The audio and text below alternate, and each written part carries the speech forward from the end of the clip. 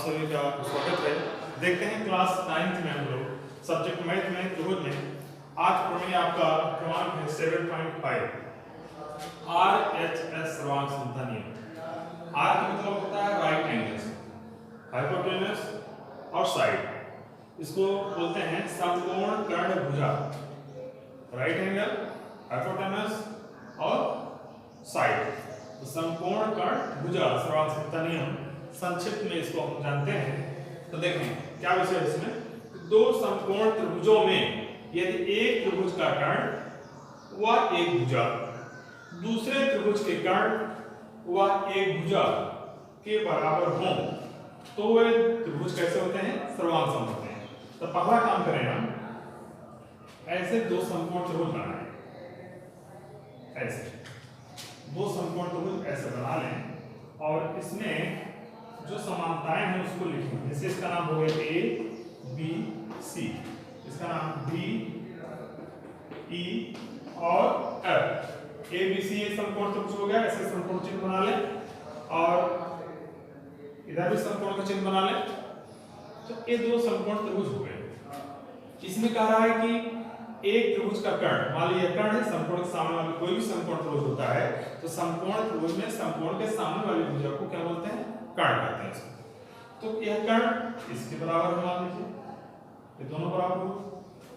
और कह रहा है कि एक भुजा, कह रहा कोई एक भुजा बराबर है, कोई एक भुजा जैसे हम ले लें, यह भुजा मान लीजिए इसके बराबर है, भुजा हो गई।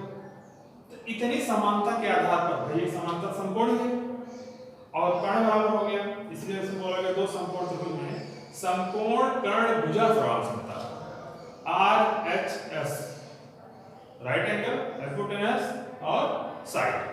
इस तरह से हम जानते हैं। अब इसको हम ज्ञात हम लिखेंगे, ऐसे लिखेंगे ज्ञात है हमें कि समकोण त्रिभुज ए बी सी और समकोण त्रिभुज डी ई एफ में ऐसे लिखेंगे। भाई कोण भी आपका बराबर हो गया कोण ई, क्यों? क्या लिख देंगे? समकोण, जानकारी लिख दी। और क्या बराबर है? AC equal to DF। अगला बताया गया है BC इक्वल टू EF। इतनी जानकारी दी गई है। अब हम लोग सिद्ध करना है, भाई हमको क्या सिद्ध करना है? सिद्ध करना है, सिद्ध करना देखते हैं कि दोनों त्रिभुज को हमें सर्वांग सम बनाना है। तो पहले त्रिभुज का नाम लेते हैं त्रिभुज ABC, सर्वांग समता का चिन्ह बनाए और त्रिभुज DEF सर्वांग सम दिखाना है इसको, ये त्रिभुज इसके सर्वांग सम है। अब तरीका क्या बनाते हैं? रचना करना पड़ेगा। रचना क्या करेंगे? चित्र में थोड़ा परिवर्तन, तो उसको डॉटेड लाइन से दिखाएंगे। हम सोच रहे हैं कि DE को, जो D भुजा है, इसको हम लोग क्या करेंगे? इधर से D जो बना है और इधर देखें ABC त्रिभुज हो गया, इधर DEF हो गया। तो हम सोच रहे हैं कि जितना कोण A बना है C वाला, कोण C के बराबर एक कोण यहाँ बना लिया ऐसा, कोण C के बराबर एक कोण इधर बनाया ऐसे, ठीक? कोण C के बराबर कोण बनाया और CA के बराबर जितना इधर CA है उतना वहां इधर F, इसको G कहते हैं, चलिए इसको G बोलते हैं। इसके बराबर इसको हमने काट लिया, माने इस कोण के बराबर हमने यहाँ एक कोण बनाया और CA बराबर FG प्राप्त किया और इसको ऐसे ला करके मिला दिया ऐसे, ऐसे यहां पर मान लीजिए इसको बढ़ा दिया ऐसे, ठीक है? यहां तक CA और FG बराबर हो गया। अब हम लोग देखते हैं कि इस बात को हम लिखा कैसे जाए। ऐसे लिखेंगे कोण C इक्वल टू कोण EFG बनाया तथा CA इक्वल टू FG प्राप्त किया तथा EG को मिलाया, EG को मिला अब हम लोग देखेंगे कि भाई हमने कोण C बराबर है कोण बनाया, CA के बराबर इधर हमने इसको काट लिया और इसको यहाँ से मिला दिया। अब हम लोग इस त्रिभुज को नए त्रिभुज को, हमारा मूल त्रिभुज ABC है और त्रिभुज EFG देखते हैं ABC और GEF को हम लोग थोड़ा देखते हैं क्या सर्वांशम है। देख लीजिए अभी हम दोनों को लिखेंगे कि BC बराबर EF हमको ज्ञात था, कोण C बराबर कोण F अभी हम लोगों ने रचना से प्राप्त किया और CA इक्वल टू FG रचना से है। तो भुजा कोण भुजा सर्वांशम था, दोनों त्रिभुज सर्वांशम हो गए। तो सर्वांशम हो गए तो इसका मतलब इसके बाकी हिस्से भी बराबर कर सकते हैं, तो बराबर समझा जाएगा। तो उसको आगे बढ़ते ले चल के चलिए हम लोग यहाँ लिखते हैं प्रमाण। प्रमाण लिखते हैं ऐसे, लिखते हैं कि त्रिभुज ABC त्रिभुज ABC और त्रिभुज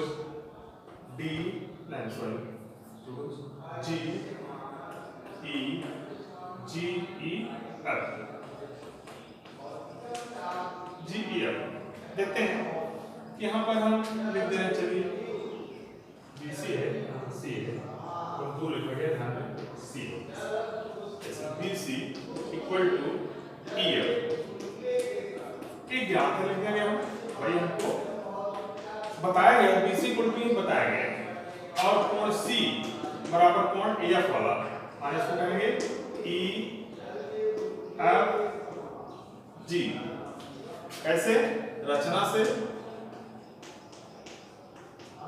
हो गया। और भुजा इधर वाले CA इक्वल टू FG ये भी रचना से वही हमने बनाया था ना, जितना ये है उतना भाग इसमें काटा था, इसको बढ़ा के बना दिया था, इसको ऐसे बढ़ा के लाया, सीधा ही आना चाहिए, थोड़ा अच्छा लग रहा है आप सीधे समझे इसको मिला। जब इसके बराबर कोण थोड़ा बनाएंगे तो सीधा आएगा ही, इससे नहीं आता, केवल इतना जाने कि इसके बराबर हमने इसको लाया।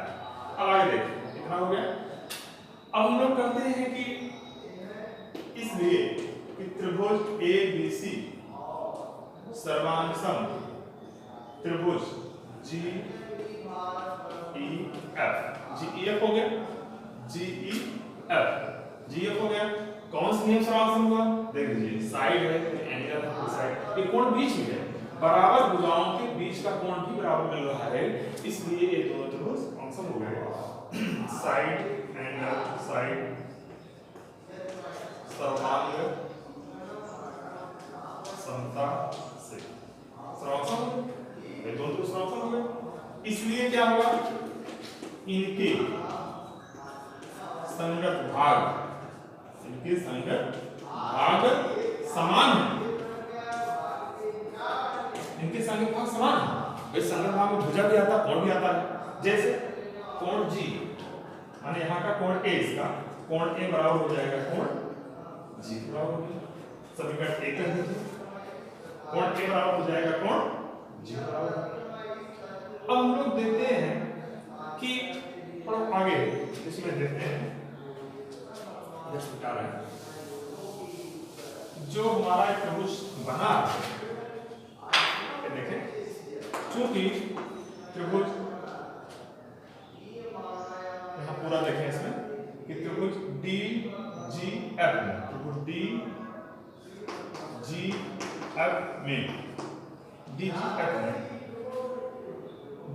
में देखें कि DF माने यहाँ से जो FG है FG इक्वल टू BF, ये दोनों भुजाएं बराबर होंगी। कैसे, यही भुजा इसके बराबर है रचना से और यही भुजा इसके बराबर आपको ज्ञात है, माने दोनों भुजाएं अलग अलग बताई गई हैं आपको कि एक ही भुजा बराबर है। तो दो अलग अलग भुजाएं अगर एक ही भुजा बराबर है, दोनों आपस बराबर होंगी। कैसे, क्वेश्चन ले सकते हैं इस क्वेश्चन में, चूंकि AC इक्वल टू DF और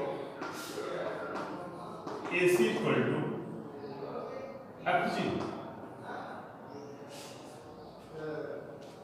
AC इक्वल टू DF, ऐसे लिखते हैं AC इक्वल टू DF लिखते हैं, ज्ञात है और अच्छा सामने आएगा, ज्ञात है और हमारे इधर हो जाएगा कि AC इक्वल टू FG रचना से। ये सब थोड़ा और अच्छा आप समझेंगे कि ये आपने ये नोट कर लिया था।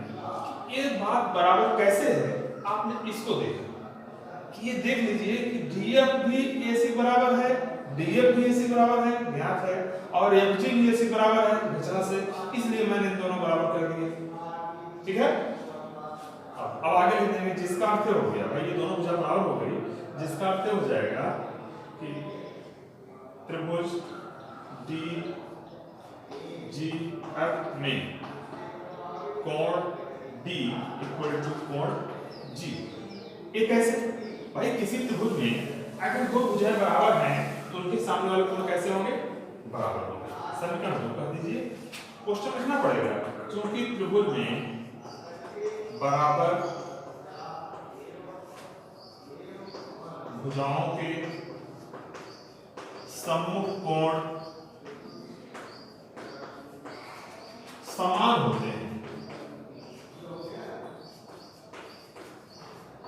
त्रिभुज में बराबर भुजाओं के सम्मुख कोण समान होते हैं। इस बड़े त्रिभुज में एक छोटी लाइन को भूल जाइए आप, अब बड़े त्रिभुज को आप देखिए, यह भुजा इसके बराबर है, तो इस बड़े त्रिभुज के लिए इसके सामने वाला कोण है, इसके सामने वाला कोण दोनों बराबर होगा। इतना तक हम लोग आ गए। अब आप देखिए समीकरण एक बना था, कोण A बराबर कोण G था। अभी दूसरा समीकरण बना, कोण D बराबर कोण G के, कहा मतलब कोण G के बराबर A वाला भी है और कोण G बराबर B वाला भी है। माने जितना इसका G होगा उतना इसका D होगा, उतना इसका A भी होगा। आगे लिखेंगे, इसलिए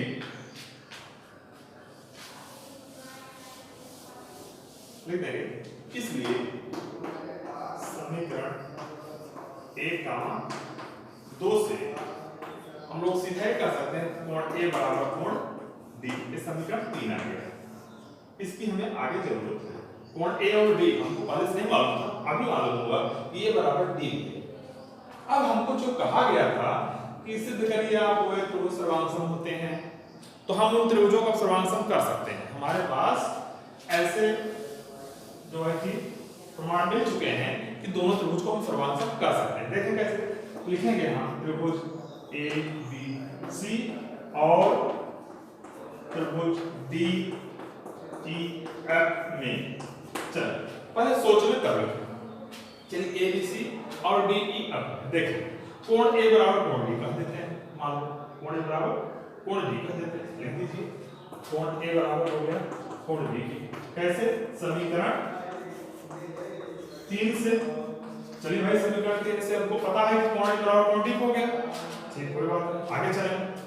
कोण इसका B बराबर कोण E, क्यों कर देंगे,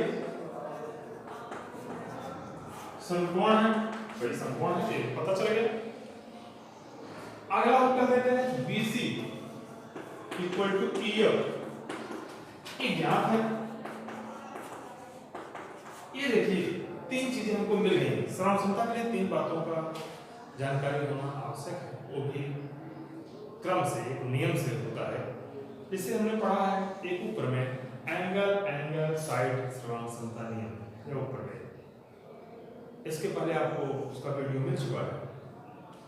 इस आधार पर दोनों त्रिभुज को सर्वांगसम कर सकते हैं। क्रम से देखते हैं, एंगल मिला, फिर एंगल मिला, तो उसके आगे वाली भुजा मिल रही है, इसलिए इसको जो है कि इस नियम से रखा जाएगा। इसलिए त्रिभुज ABC सर्वांगसम त्रिभुज हो गया, DEF त्रिभुज ABC सर्वांगसम त्रिभुज DEF। नियम क्या लिखेंगे हम, यहाँ क्वेश्चन देना पड़ेगा कि आपका है साइड, इधर सॉरी एंगल साइड सर्वांग समता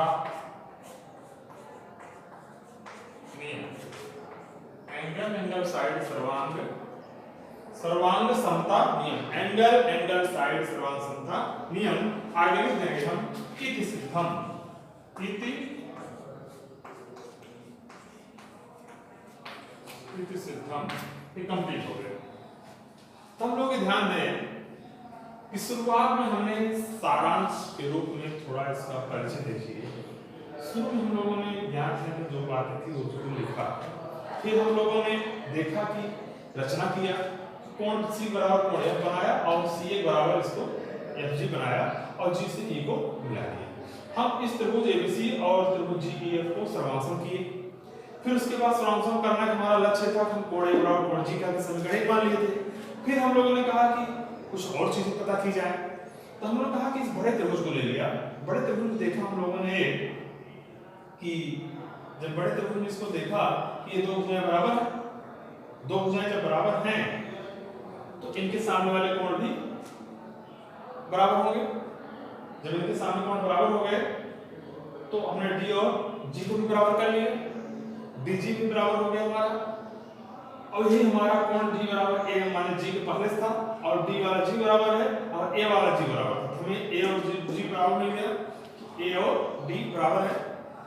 जब ए और डी बराबर मिल गया तो हमने ये सोचा कि जो हमारे स्वरूप त्रिभुज दिए गए हैं उनको हम सर्वांशम कर सकते हैं। हम लोगों ने ऐसा किया।